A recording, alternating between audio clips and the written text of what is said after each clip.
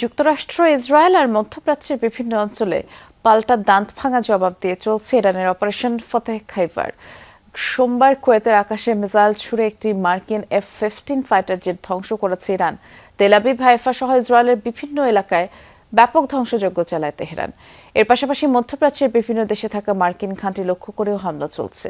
Radar ও surveillance সিস্টেমকে target করে missile হামলা করছে ইরান।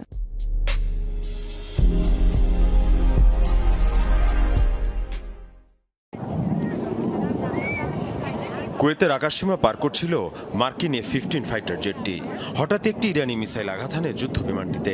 ইরানের রাষ্ট্রীয় গণমাধ্যম সহ আন্তর্জাতিক বিভিন্ন সংবাদ মাধ্যম প্রচার করে ভিডিও। বিস্ফোরণের পর এক পর্যায়ে নিয়ন্ত্রণ হারিয়ে মাটিতে আছড়ে পড়ে যুদ্ধ বিমানটি। এর আগে প্যারাসুট নিয়ে ফাইটার জেট থেকে বেরিয়ে যেতে সক্ষম হন এর পাইলট। যুক্তরাষ্ট্র ইসরায়েলের হামলার পাল্টা জবাব দিতে চলছে ইরানের অপারেশন ফতেহ খাইবার। তেল আবিব সহ ইসরায়েলের কৌশলগত বিভিন্ন এলাকায় ব্যাপক ধ্বংসযজ্ঞ চালিয়েছে ইরান। এখন পর্যন্ত ইসরায়েলি ভূখণ্ড লক্ষ্য করে 200-র বেশি মিসাইল ছুড়েছে ইরানি বাহিনী। হাইফা, জেরুজালেম সহ বিভিন্ন এলাকায় দেখা মিলছে এমন ধ্বংসযজ্ঞের। আন্তর্জাতিক বিভিন্ন গণমাধ্যম বলছে, ক্ষয়ক্ষতি আর প্রাণহানির তথ্য গোপনের চেষ্টা করছে নেতানিয়াহু প্রশাসন। তবে ইরান এখন পর্যন্ত সবচেয়ে বেশিবার হামলা চালিয়েছে সংযুক্ত আরব আমিরাতে। দেশটি প্রায় 150 মিসাইল আর 200 ড্রোন হামলা চালিয়েছে। মধ্যপ্রাচ্যে ইসরায়েলের অন্যতম ঘনিষ্ঠ মিত্র সবার আগে ইব্রাহিম অ্যাকর্ড স্বাক্ষর করে।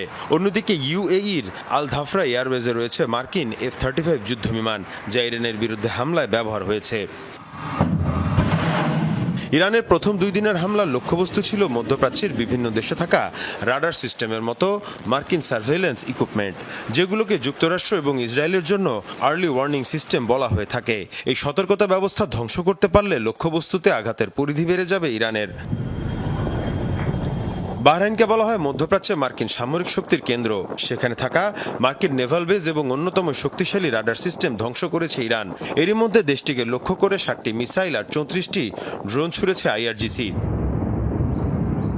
যুক্তরাষ্ট্র ইসরায়েলের হামলার জবাবে ইরান তার পাল্টা আক্রমণ শুধু অব্যাহত রাখেনি, বরং আরও জোরদার করেছে।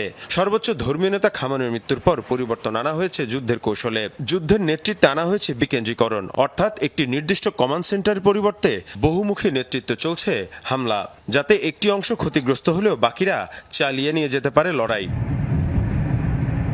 মীর মুশফিকা হাসান, যমুনা নিউজ।